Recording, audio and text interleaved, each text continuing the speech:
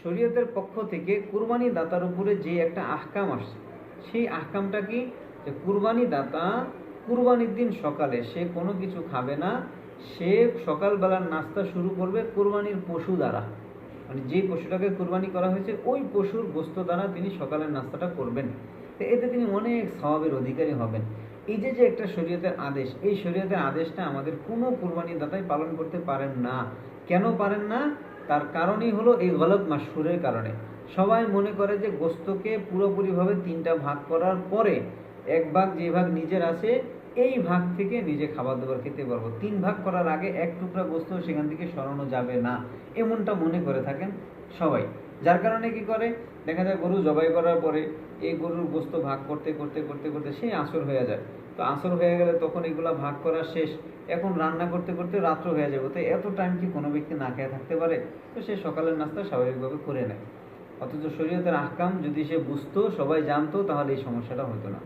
তিন ভাগ করাটা হলো মুস্তাহাব বা সুন্নতে জায়েদা, এটা তো আর ওয়াজিব না। তিন ভাগ না করলে কোরবানি হবে না এমন তো না।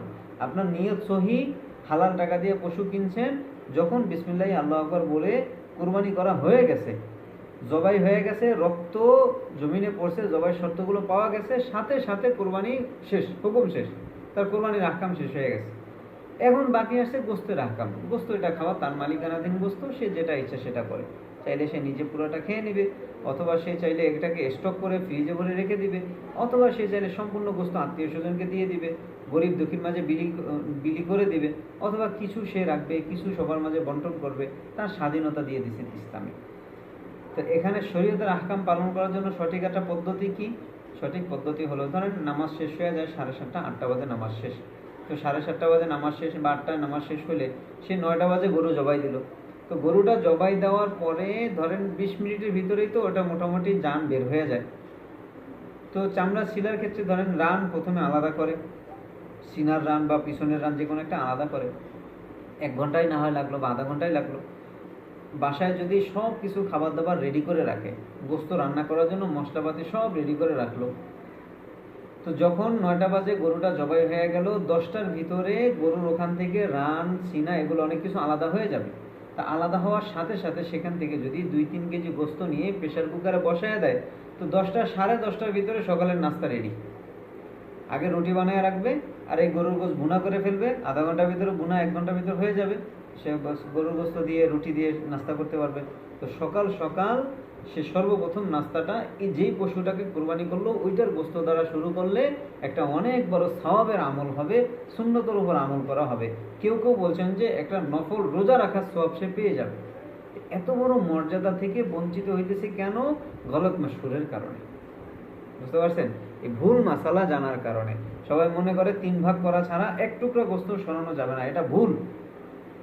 প্রত্যেকের জন্য উচিত হলো কুরবানি শেষ করে জবাই হয়ে গেছে, ওখান থেকে যখনই রানকে আলাদা করা হয়েছে, চামড়া ছিলা হয়েছে, সাথে সাথে সেখান থেকে 2-3 কেজি করে গোস্ত নিয়ে রান্না করে ফেলবে।